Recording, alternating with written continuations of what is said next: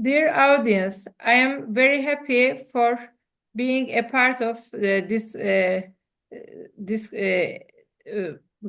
meeting. And now I am in the third International Marketing Symposium, and my name is Associate Prof. Dr. Seda Bostancı from Tekirdağ Namık Kemal University, and my area is Political Science and Public Administration. I thank all of our rector, Professor Mümin Şahin, our dean of the faculty, Rasim Yılmaz, Professor Rasim Yılmaz, and the head of department, Professor Ahmet Kubaş, organizing this marketing symposium, and Professor Seda Yıldırım, who is also organizing this conference. And now we are going to start with Ariel talk, and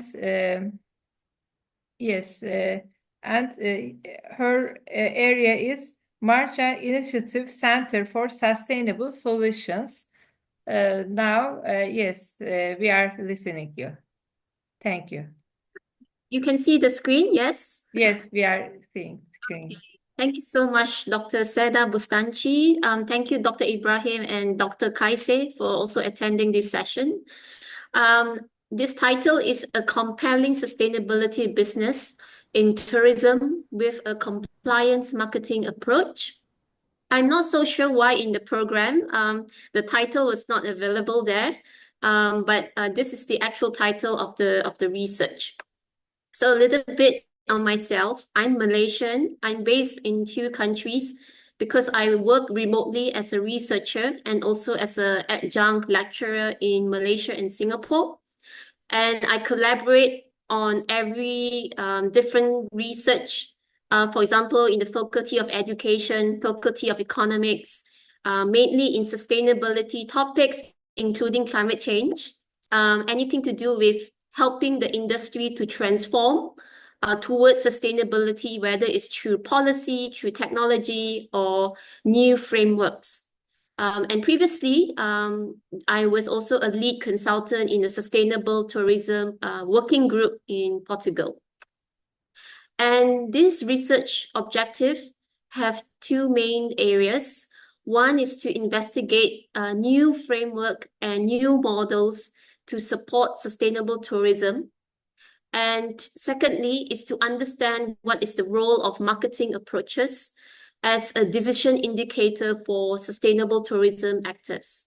What I would mean is that if you reflect on the right radar chart here, often when it comes to sustainable tourism, the business operator tends to focus on very specific metrics or indicators, such as environmental indicator, energy performance, human-related metrics such as safety standards, labor rights. But the marketing indicators are very diluted in tourism, and therefore there is a motive to understand better where can marketing fit in terms of sustainable tourism. There are 3 research questions. One is, what are the compliance reporting approaches that can be integrated to a framework to influence better sustainability performance? Secondly, what is the influence of signaling theory and branding theory to shape positive sustainability perceptions?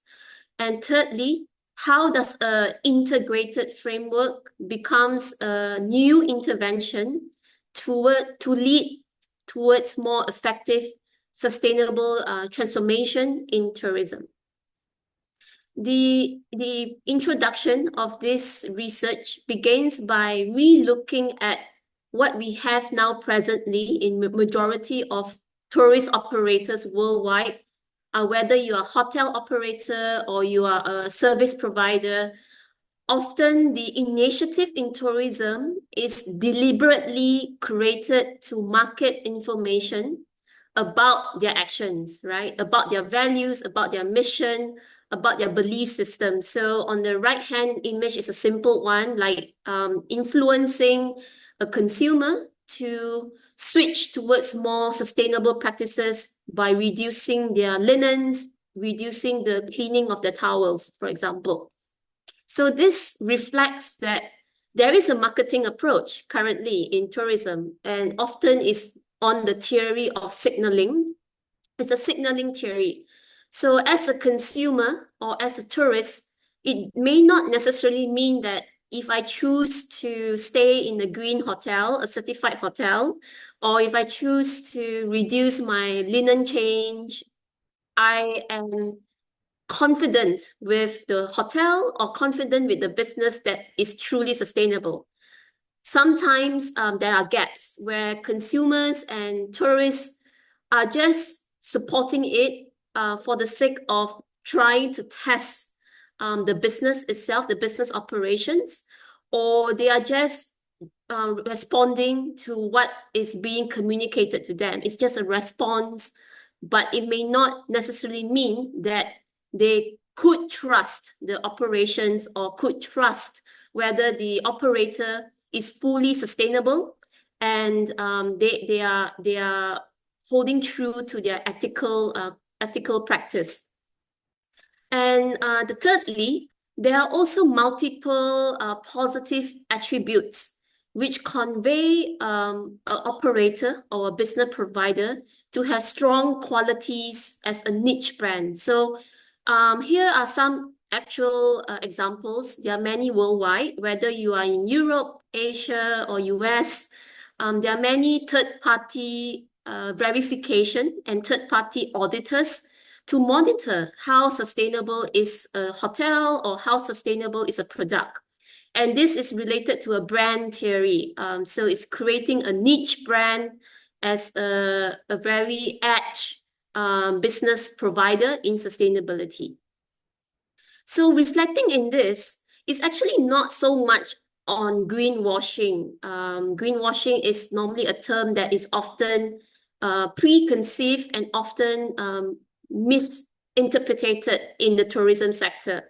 So in this case, we see that there is a movement towards green influencing instead. So using the signaling theory and the brand theory, we are actually now at the point where businesses worldwide is influencing the consumer to change their behavior and to support their initiative. So this image is actually about how marketing is actually building a bridge to influence behavior change or for a consumer to support them towards the green initiative. And yet, although of that green influencing, there is also a debate.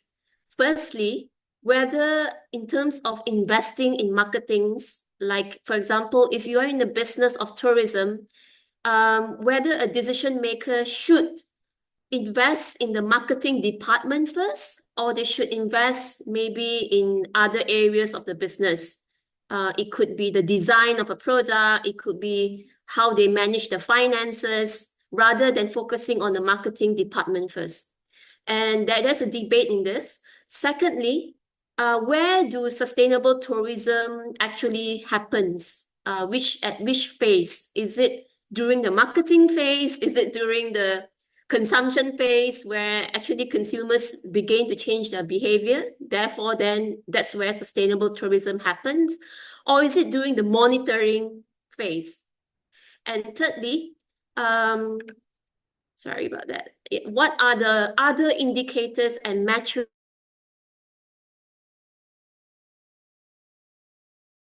ultimately to support sustainable tourism?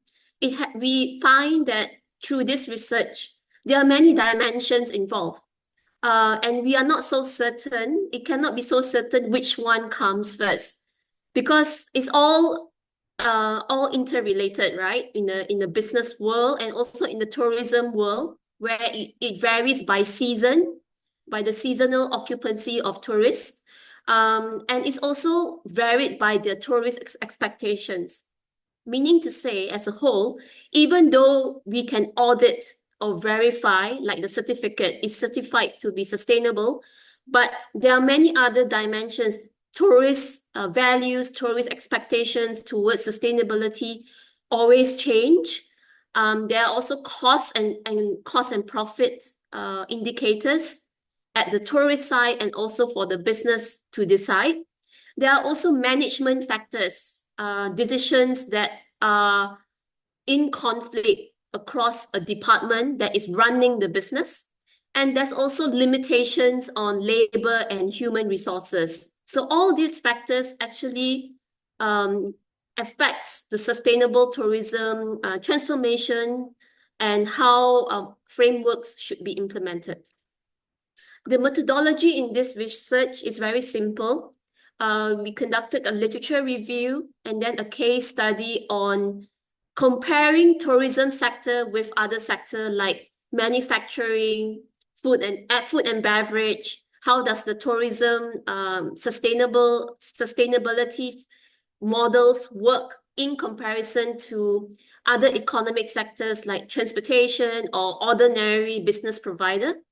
And then we map it with a stakeholder analysis. The analysis is done through qualitative interview and discussions using a convenient sampling method.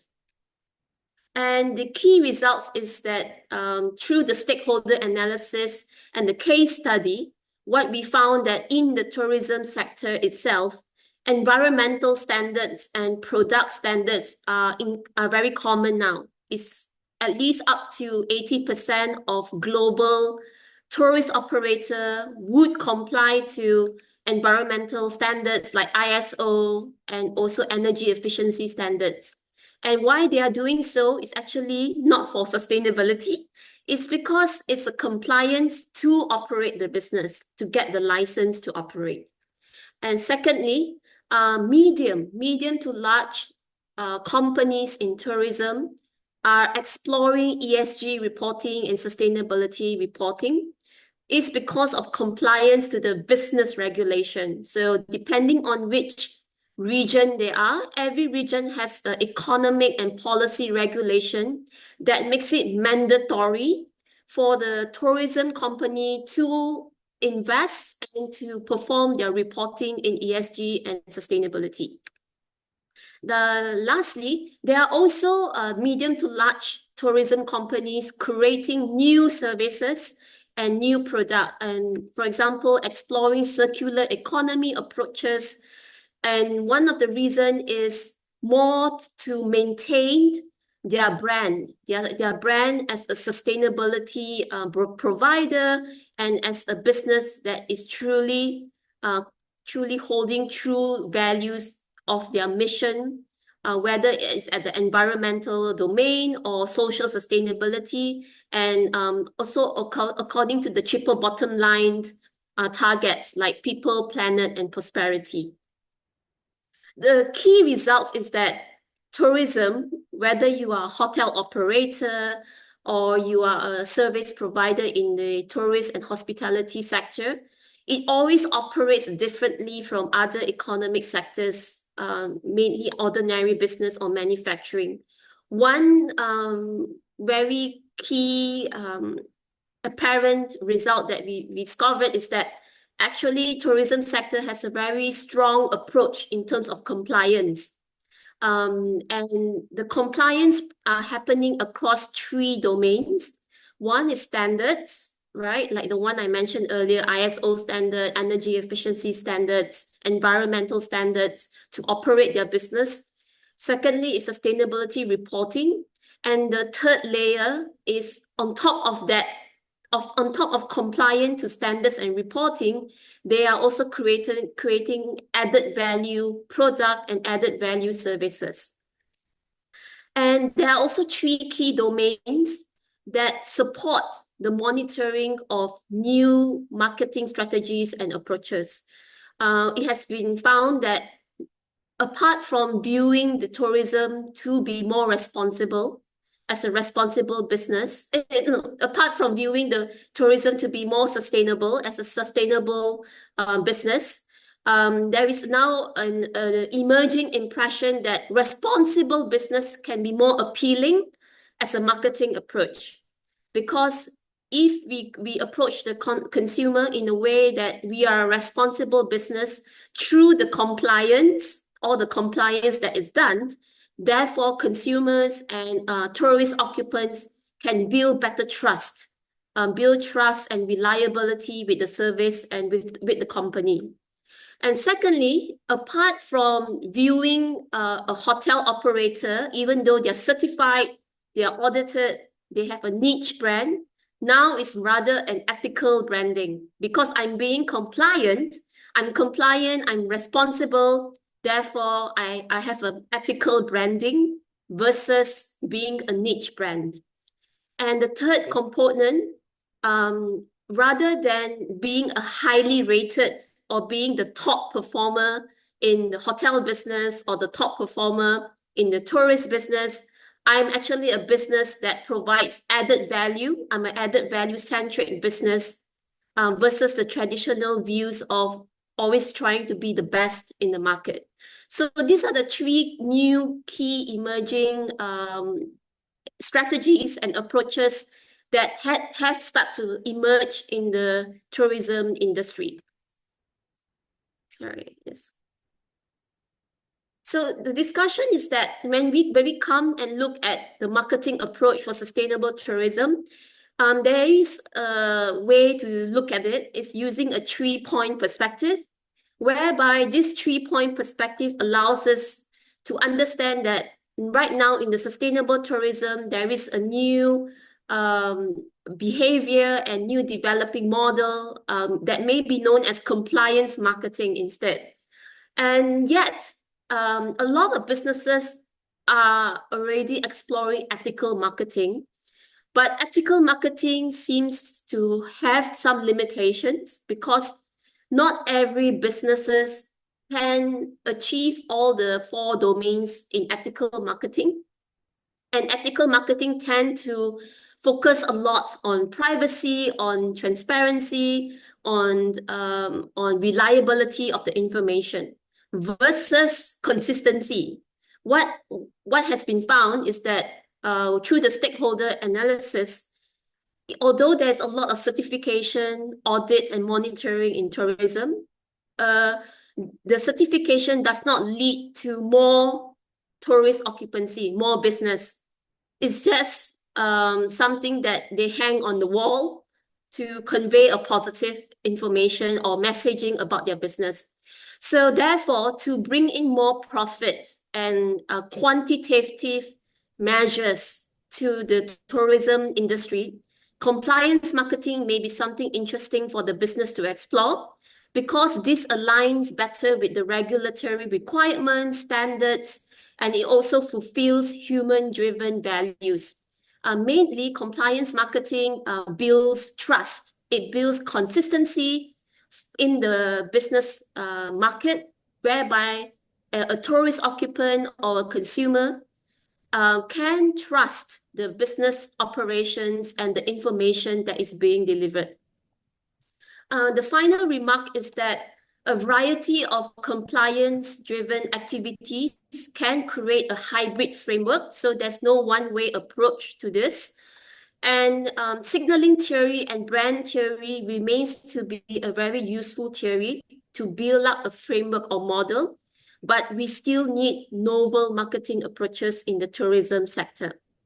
And thirdly, to have effective sustainable transformation, we need to use holistic and comprehensive initiative to manage different metrics because, again, we have environmental performance, social related metrics, and cost metrics, and also added value metrics. So that's all for my presentation. If there's any questions, you can email me later or even ask during this session. Also can share me with your colleagues for collaboration. And this is our LinkedIn page that you can follow and also support or share your comment. Thank you. Thank you, Ariel. This was a wonderful presentation, and the presentation style also is very interesting and good. Thank you for your contributions. And now We are going to start with Ibrahim Nifiti and Kaiser Aziz, and their area is about stakeholder identification strategies in social media marketing, a quantitative study in the telecommunications sector. So it's your turn. Thank you very much, dear Professor Bostancı, and thank you very much, dear Professor Toh, for your presentation. It's interesting to learn about environmental standards. And our topic is about stakeholder theory. We used it in telecommunications sector together with my dear friend and colleague Gayser Aziz from Italy, University of Padova. I work here in Azerbaijan at Azerbaijan State University of Economics.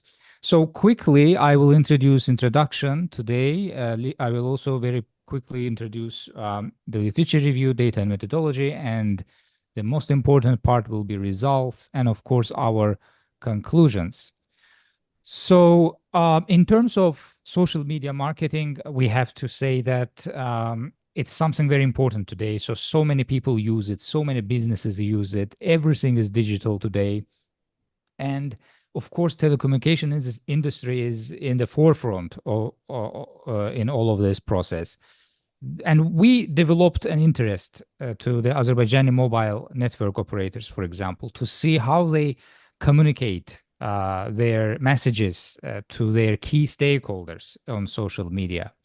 So we used thematic analysis, co-occurrence analysis, visual content analysis, and sentiment analysis to understand who are the key stakeholders of Azerbaijani mobile operators. And our data source were Instagram and Facebook posts. We collected approximately 5,000 posts. We analyzed approximately 1,500 posts, and we had some research questions.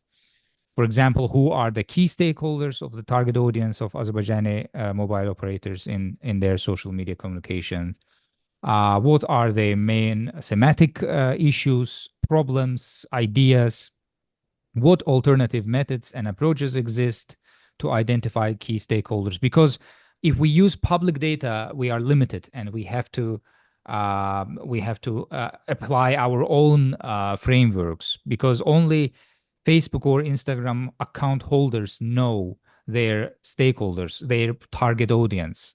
In public data, you have to develop certain methodologies. In our opinion, so this our work significantly improves the literature. We use stakeholder theory as a theoretical framework or approach. So we really deep dive into some key components of the stakeholder theory, and we definitely consider it as a contribution to the literature by certain methodological advancements, for example, and of course topic. Briefly, a literature review. So, what is the term of stakeholder? It has so many meanings, but basically all groups on which an organization depends for its survival. It can be customers, it can be some non-government organizations, some government offices, and etc. So we can see that it's a huge topic, and my colleague provided a rich literature review. Different scholars, they introduced this topic, emphasized mutual dependency, for example, strategic management, corporate social responsibility, and even they improved our understanding about stakeholders that goes beyond shareholders, not only earning money, being profitable, but actually being responsible to your community, for example. It's very useful in telecommunications sector as well, because we live in a digital economy. We live in a very interactive environment. So social media marketing is in the literature very famous, very widespread. So many channels that are now two-way communication channels for many, many people, many stakeholders. In the literature, you can find a lot of research actually from Turkey, from from different countries, from Iran, different methodologies, network analysis, social network analysis, sentiment analysis, and we decided to use thematic analysis in our paper. Thematic analysis can be time-intensive, labor-intensive. It's a 6-stage method, but if you do it correctly, in our experience, it provides very rich understanding about a certain topic. We also use co-occurrence analysis. I will show it. Manual and automated visual content analysis, and we did not have any ethical issues because we use public data. We don't have any conflicts of interest, any violations of any ethical and legal stuff. So results are like this, thanks to our coding, qualitative coding. I can say that, so there are 3 telecommunication companies in Azerbaijan, mainly Azercell, Baksel, and NAR companies. So key statistics about our data set was that, for example, children, younger generations, they received the highest total qualitative codes in our work. Average engagement, but it was high in government offices related content, women related content, military or veterans or marchers.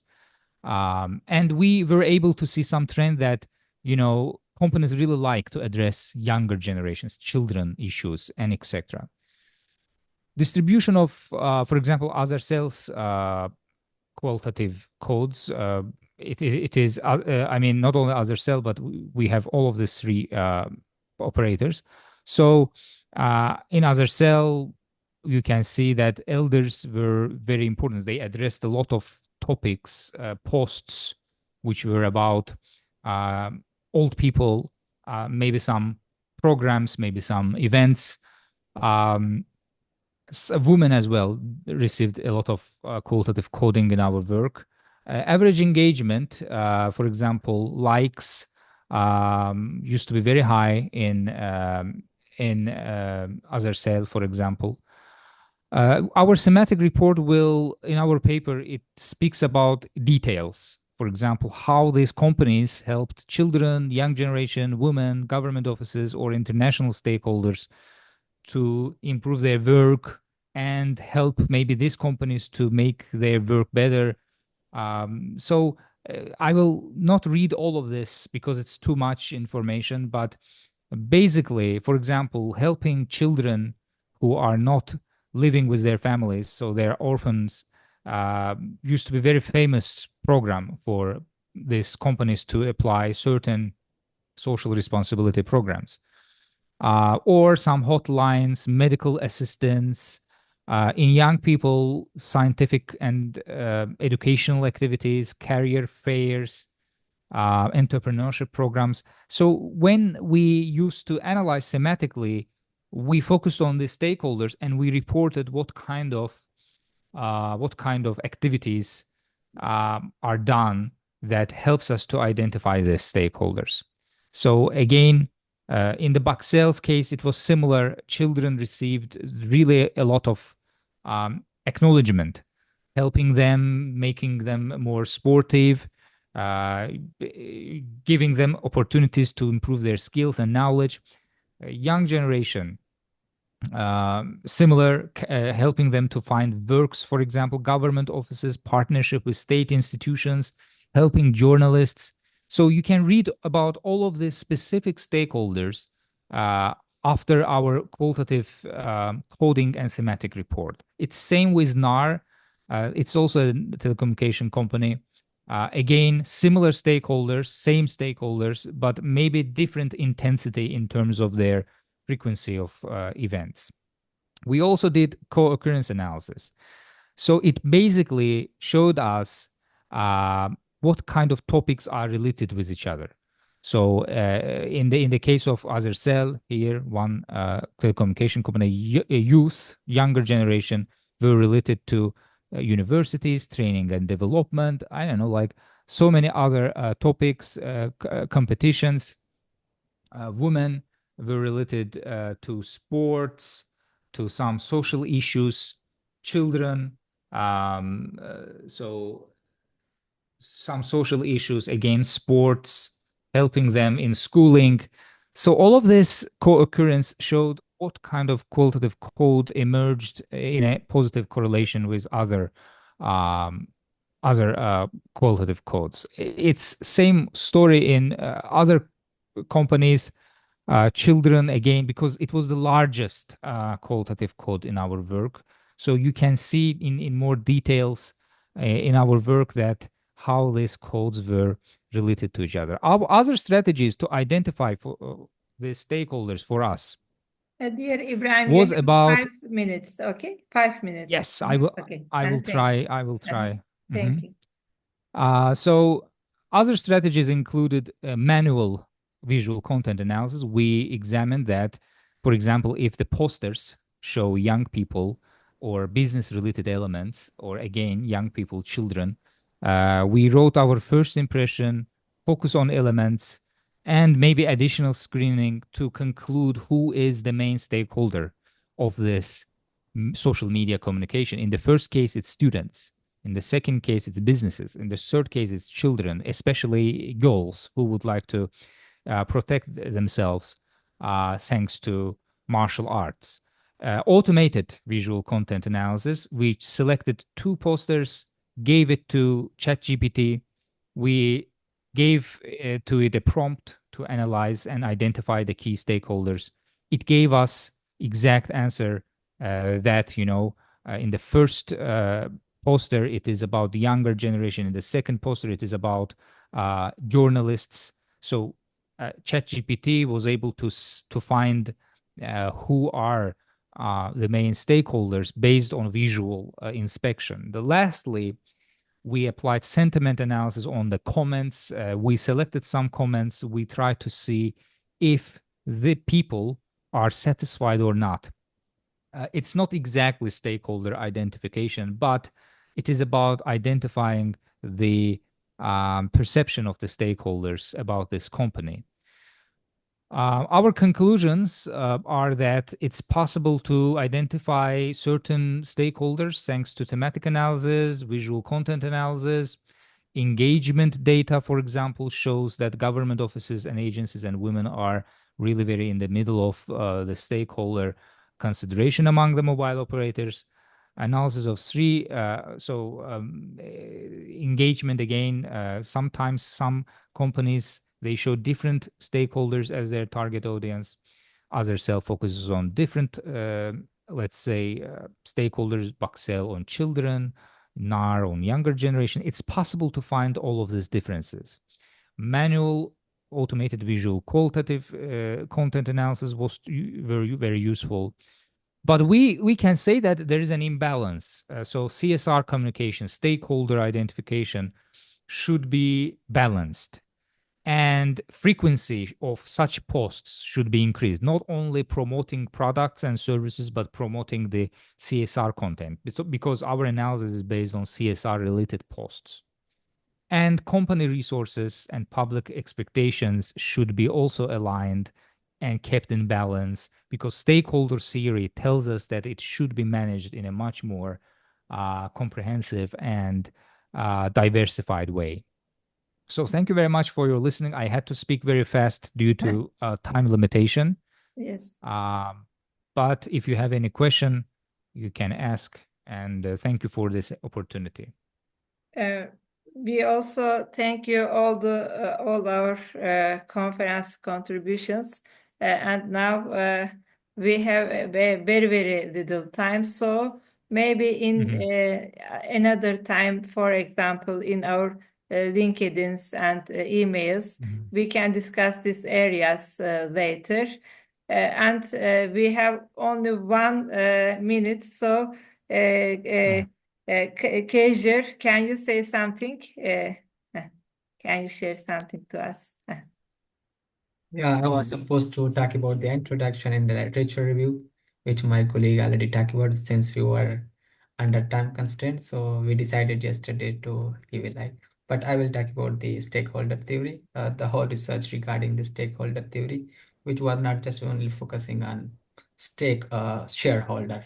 I mean, it was like a comprehensive approach, not just making money for one segment, but also like contributing to society, to contribute to the environment. So the whole theory was theory was about like sustainability, I mean, not just making money, but also contributing to society, do some good stuff. So it was all about those things. Thank you. Thank you very much. Bye bye bye. Bye bye. Thank you very much. Bye. Bye bye. Thank you. Bye bye. Thank you. Thank you. Bye bye. Thank you.